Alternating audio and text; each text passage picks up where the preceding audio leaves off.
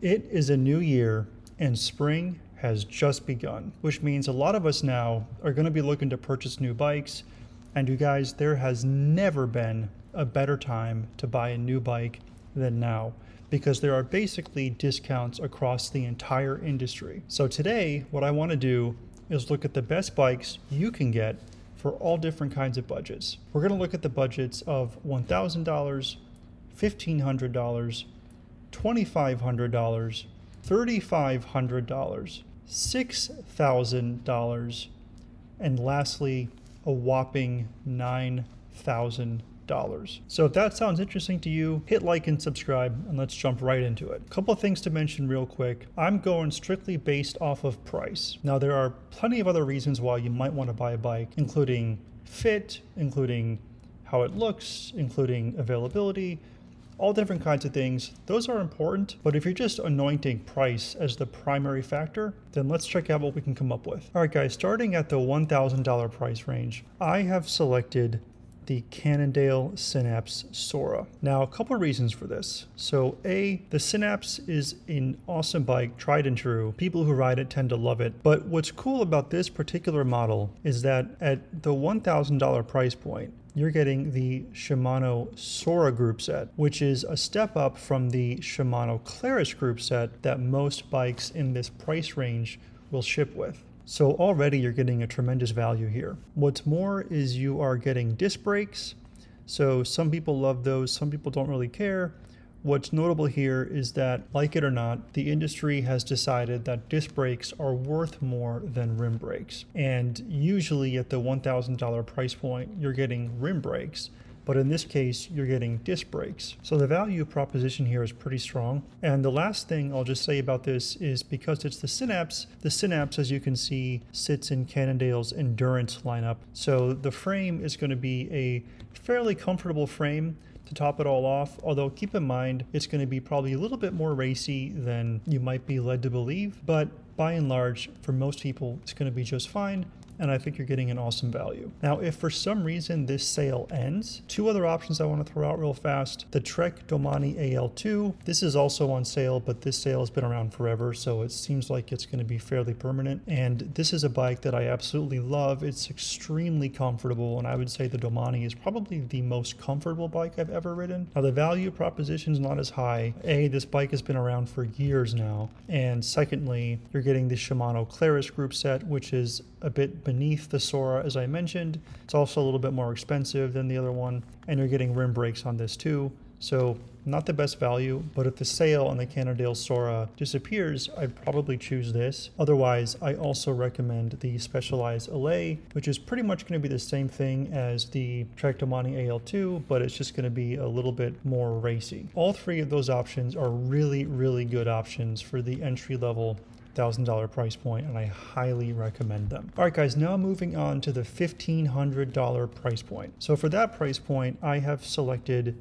the Canyon Endurace 6. Now, it's no surprise Canyon ended up on this list because, as you know, Canyon offers a tremendous value pretty much across their entire board. This is going to be an awesome bike. This is shipping with Shimano Tiagra. And the main difference between Shimano Tiagra and the Claris and the Sora that we just saw before is that this is going to be shipping with hydraulic disc brakes versus the mechanical brakes that the other one shipped with. So the braking with Tiagra is going to be far more powerful. I think it's just way better personally. The shifting performance of Tiagra is also going to be just quicker and more precise and more reliable, dependable. Tiagra is definitely a noticeable step up from the Claris and Sora. Now with this Endurace 6, let's look at the other components here. So as I mentioned, Shimano Tiagra group set. It's going to have a Fulcrum Racing 900 DB set of wheels. Those are pretty good wheels. They're going to be aluminum, but for this price point, I think they're excellent. And then you're getting a Sella Italia Model X saddle, which is a pretty common saddle, even on bikes that are twice this price. So all in all, the value proposition here is really, really good. And again, this is going to have the sort of, as the name suggests, an endurance type fit. So it's going to be comfortable for most people. And I just think it's an awesome option. All right, guys. So now looking at the $2,500 price point. Now the $2,500 price point, I think, is pretty much the most anyone needs to spend for a really solid bike. I think beyond that, it starts to become overkill and the returns are just very diminished for most people. So let's look at the price point, 2,500 bucks. I have two options in that price point. First one is going to be, again, Canyon Endurace CF7. This is going to be the same bike as before, but this time it's going to have a fully carbon fiber frame versus the aluminum that we saw before. It's also going to be shipping with the Shimano 105 group set, which is a step above the Tiagra. And again, you guys, I think the Shimano 105 group set is probably the highest quality group set any of us really need for the most part, unless you're doing like high-end racing. But they don't call this group set the group set of the people for nothing. It's extremely reliable, extremely high performing, and it's super affordable too in comparison. So everything you're getting with this bike is just really, really top notch. I personally think the frame looks awesome. I love that kind of racy red color, but it's still the Endurace, so it's still going to have a more upright, relaxed geometry. And let's look at the components real quick. So again, Shimano 105, we're getting the same wheels as the Tiagra version. So the Fulcrum Racing 900 DB wheels, and then Shimano 105 throughout. So you guys, I really, really recommend this. I think this is an awesome deal.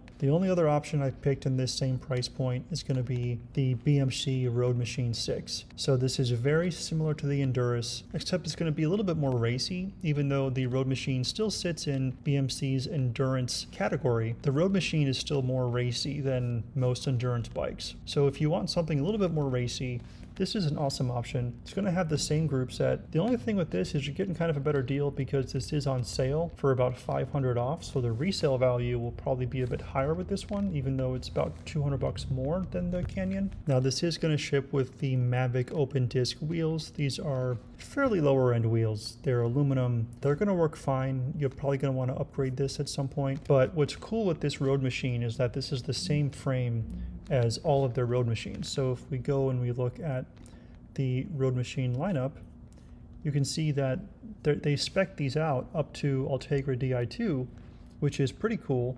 And so if you wanted to upgrade this, you could upgrade this to Ultegra or something higher end, and the frame isn't going to hold you back at all. BMC bikes ride really, really well. In fact, I'm going to have a review I'm going to put out here pretty soon on a Roadmachine, so be sure to subscribe if you want to catch that. But BMC bikes are just really, really good in general. They don't put a lot of money in the way of marketing, but all of the money they would otherwise put into marketing, they instead put into R&D. So they make some really, really good frames, and I highly recommend at least checking these out. Well guys, speaking of the BMC Roadmachine, let's move on to the $3,500 price point, because the option that I picked for that is, no surprise, it's going to be, again, the BMC Roadmachine, but this time it's going to be just the higher end version. So they are selling the BMC Roadmachine 5, same bike as before, same wheel set, but this time it's going to have 105 Di2. So instead of having 105 mechanical that the 6 has, the Roadmachine 5 is going to have 105 electronic. So the electronic shifters are going to give you just a little bit more quick and precise shifting. It's also going to be physically easier to tap the lever because it is just a button tap versus like lever push. So the shifting is a little bit more intuitive. And then this is going to be a 12 speed versus the 105 mechanical, which was an 11 speed. So again, you guys, these are really, really good bikes. And then the other option that I'm putting into this category of 3,500 bucks, I feel weird recommending BMC for a third time in a row. But again, you guys, it's the BMC Roadmachine 2. Now this is a bit more expensive. This hits closer to 4,000, but this is a really, really good deal, you guys, because this is shipping with SRAM Force, which sits pretty high up on the totem pole of group sets. The only thing better than this would just be, as you know, Shimano Dura Ace or SRAM Red. This is going to be an excellent value. And with this specific build out, you're getting the DT Swiss E1800 Spline disc wheels. So these are going to be carbon fiber wheels. These are going to be awesome wheels. They're going to be a little more aero than the Mavic open disc wheels. You guys, this whole package is just really, really good. And you can see you're getting basically a $1,700 discount from the list price. SRAM Force equipped bikes typically will sell for around $6,500 up to like $8,000. Now this is the older version of SRAM Force, that's why it's discounted so low. But still, even like a year ago or 2 years ago, bikes of this configuration would sell for $65,000, $7,000. So this is just a really good deal. And again, these BMC bikes, especially with those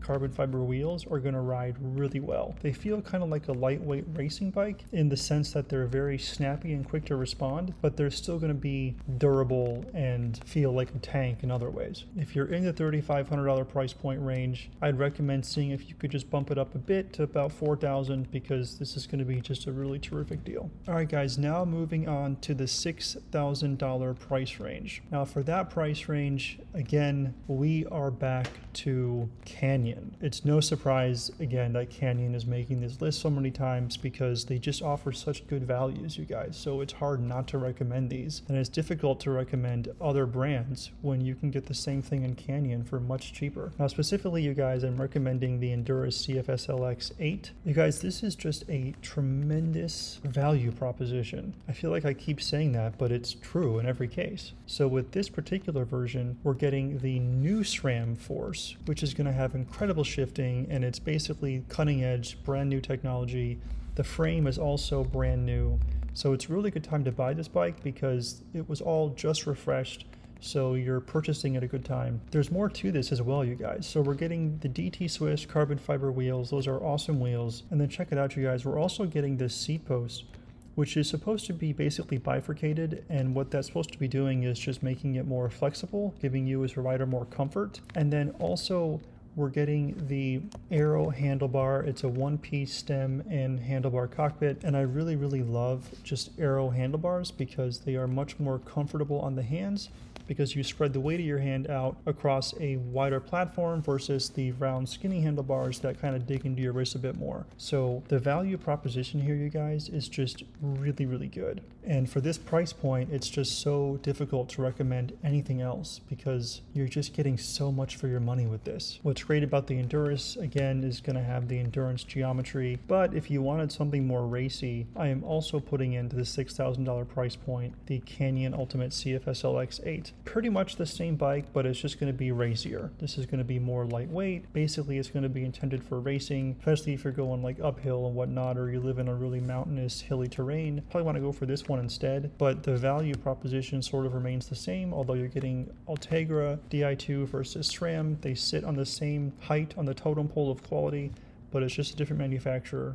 You guys, it's just so hard to recommend anything beyond these two for this price point. Especially what's cool now with Canyon is historically I felt like Canyon has always kind of just put out some boring bikes in the sense that they never had really cool paint jobs. They kind of just looked very static, but I feel like nowadays they're changing that. And I think this bike, for instance, the Ultimate, just looks really cool. And same with the Endurace. I feel like this just looks really cool as well. So kudos to Canyon for sort of polishing up their paint jobs and their presentation. These are really awesome bikes, and I just think you cannot go wrong with them. All right, guys, so lastly then, moving on to the $9,000 price point. What should you buy for $9,000? And you guys, the reality is probably nothing. I would just recommend probably not spending $9,000 on a bike because that's just crazy. But I get it. A lot of us are super enthusiasts. We love this stuff. We put our heart and soul into it. People who buy Ferraris probably don't need Ferraris. So why should we be any different? So if you are in that price point, guys, really the only option I recommend at that price is going to be the Cervelo S5. And you probably know why. There's no introduction that I can give this bike that hasn't already been done. This has been used to win the Tour de France 2 years in a row. This wins races at all different World Tour levels. And for that reason, I feel like this bike is pretty much a classic at this point. And so if you want to purchase a piece of bike history and you want to have like a story to tell when you invite your friends over and they see this bike in your garage, I feel like that's part of what you're purchasing with this. It is also a very fast bike. I did a review on this bike, which you can find here. It's the fastest bike out of the 3 that I tested, although it's racy. It's fairly uncomfortable, so I wouldn't buy this bike if you're not going to be racing or if you're going to be doing long endurance-oriented type rides. If you're going 20-30 miles with the club, probably going to be fine, but anything beyond that, it starts to be pretty uncomfortable on the neck, in my opinion, unless you're super flexible. What I also noticed when reviewing this bike was just how stable it is, which is really great because, as you guys probably know, aero bikes tend to just not be very stable. Lastly, with this bike, you guys, it just looks amazing. I mean, this looks like a rocket ship. This looks like it was designed by SEAL Team 6. This is the only bike, in my opinion, that would really be worth $9,000. Now, I know there's people that I ride with here in LA who ride like $20,000 bikes and would look at $9,000 and think that's chump change, and more power to them. But for me personally, this would be the only bike I feel like would be kind of worth that super high price point. All right, guys, that is all I have for today. Thank you so much for watching. As I mentioned, spring has just begun, so go out there, get on your bikes, and I'll see you on the road.